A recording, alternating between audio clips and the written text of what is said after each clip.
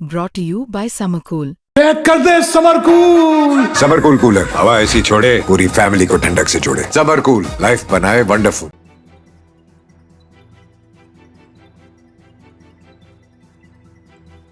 कि मेरा सहारा बनेगा, मेरा बच्चा मेरे पीठ पर रहेगा, लेकिन वो दरिंदा मेरे बच्चा को मार दिया, जला भी दिया। कुछ नहीं मिला हमको कि उसका हम बच्चा को बॉडी भी लेके भी संतोष करते हैं।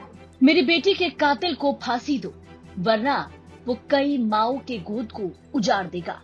ये कहना है एक माँ का जिसने अपनी बेटी खोई। जनवरी की ठंडी सुबह एक माँ अपनी 25 साल की बेटी के फोन का इंतजार कर रही थी।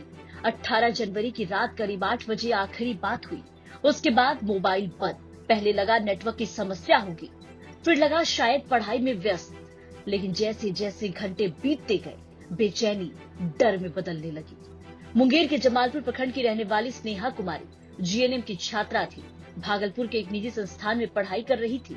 पिता का पहले ही देहांत हो चुका था। मां ने गरीबी के बावजूद बेटी की पढ़ाई नहीं रुकने दी। बिहार स्टूडेंट क्रेडिट कार्ड योजना से लोन लेकर उसे नर्स बनाने का सपना देखा। स्नेहा परिवार की उम्मीद थी, सहारा थी, भविष्य थी। अचानक ये उम्मीद कई दिनों से गायब थी और अब धीरे धीरे टूट रही थी। परिजनों ने पता न चलने पर सहेली से बात की। पता चला कि उसका एक लड़के से प्रेम संबंध था। नाम सामने आया नीरज कुमार यादव। जानकारी मिली कि वो पूर्णिया में एक निजी अस्पताल में आईसीयू इंचार्ज के रूप में काम करता है। शक गहराया। परिवार भागलपुर से पूर्णिया पहुंचा, लेकिन कोई सुराग नहीं मिला। 21 जनवरी को सफिया सराय थाने में अपहरण का मामला दर्ज कराया गया। मामला गंभीर था। मुंगेर पुलिस हरकत में आई। एसपी सैयद इमरान मसूद के निर्देश पर एसआईटी टीम का गठन हुआ। तकनीकी जांच शुरू हुई। Call details, location tracking, digital footprint सब खंगाला गया। हर सुराग एक ही दिशा की ओर इशारा कर रहा था और वो दिशा है पूर्णिया। जांच के दौरान पता चला कि 17 जनवरी को स्नेहा पूर्णिया पहुंची थी। वो नीरज के पास गई। इसके बाद 19 जनवरी की सुबह जो हुआ, उसने पूरी कहानी को खून से रंग दिया। पुलिस के अनुसार 19 जनवरी की सुबह एक किराए के कमरे में स्नेहा की हत्या कर दी गई। वजह शादी। नीरज जो उसका प्रेमी था, उसकी शादी कहीं और तय हो चुकी थी। स्नेहा इसका विरोध कर रही थी। वो शादी करना चाहती थी, रिश्ते को नाम देना चाहती थी, लेकिन नीरज इससे पीछा छुड़ाना चाहता था।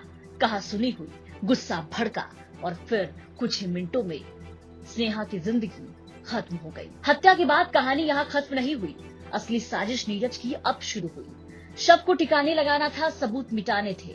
नीरज शव को लेकर शमशान घाट पहुंचा। वहां उसने झूठ बोलकर उसका अंतिम संस्कार किया। शमशान घाट पहुंचकर नीरज ने स्नेहा को अपनी पत्नी बताया और कहा कि इसकी अचानक मौत हो गई, अंतिम संस्कार की व्यवस्था करना है। और फिर वहां 8500 रुपए दिए।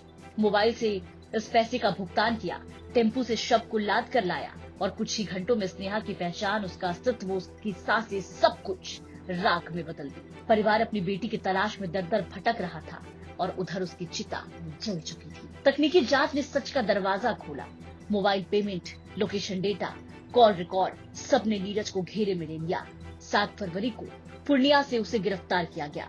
शुरुआत में उसने किसी भी संबंध से इनकार किया, खुद को निर्दोष बताया, लेकिन वैज्ञानिक साक्ष्य और डिजिटल प्रमाणों ने झूठ की परतें उधेड़ दी। जेल रिमांड पर लेकर गहन पूछताछ की।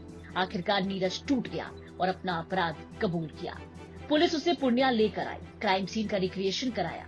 किराए का कमरा, शमशान घाट, पेमेंट का रिकॉर्ड, सब कुछ एक एक कर सामने आता गया और पुलिस भी नीरज की निर्दयी देखकर हैरान हो गई। शमशान घाट के कर्मियों को भी कोर्ट में पेश किया गया। उनकी पुष्टि की गई। आरोपी ने शव को पत्नी बताकर अंतिम संस्कार किया था। ये बात सामने आई।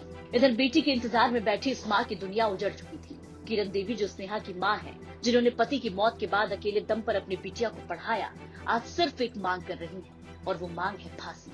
उनका कहना है कि बेटी को अंतिम दर्शन तक नहीं करने दिया। जिसने जन्म दिया वही राख भी नहीं देख पाई। अपराधी है और बहुत सारा लड़की के साथ वो कर चुका है। वो पेशेवर अपराधी है, इसलिए आज उसका मौत जरूरी है। अगर नहीं हुआ तो वो आगे चल के कितना माँ का वो गोद उजारेगा। बनना चाह रही थी, जीएनएम पढ़ा रहे थे, उसको बहुत उम्मीद से है कि मेरा सहारा बनेगा, मेरा बच्चा मेरे पीठ पर रहेगा, लेकिन वो दरिंदा मेरे बच्चा को मार मार दिया, जला भी दिया, कुछ नहीं मिला हमको कि उसका हम बच्चा का बॉडी भी लेके भी संतोष करते हैं, वो भी वो दरिंदा नहीं रहने दिया। आपके घर के हालात खराब है, फिर भी आप कैसे बच्चे को पढ़ा रहे थे लोन लेकर के? लोन लेके सरकार से, कुछ घर का कुछ सरकार से लेके अपने बच्चे को पढ़ा रहे थे। 17 तारीख को ये चली यहाँ मुंगेर से और आकर के रही। पूर्व से ये लोग परिचित थे और लड़का जो नीरज कुमार है उसकी शादी कहीं और तय हो गई थी।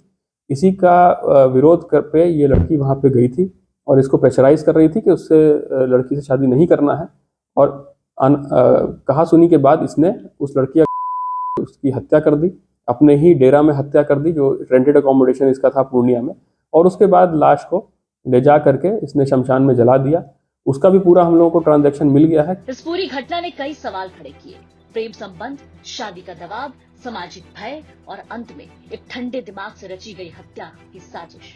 ये सिर्फ एक मर्डर नहीं बल्कि भरोसे का गला घोटना था, सपनों की हत्या थी।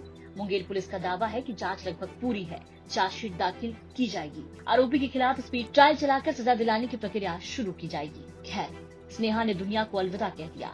उसके सपने, उसकी किताबें, उसकी डिग्री सब अधूरी है। एक माँ की गोद खाली है और एक युवक जेल की सलाखों के पीछे है जो कि बड़ा दरिंदा और हत्यारा है।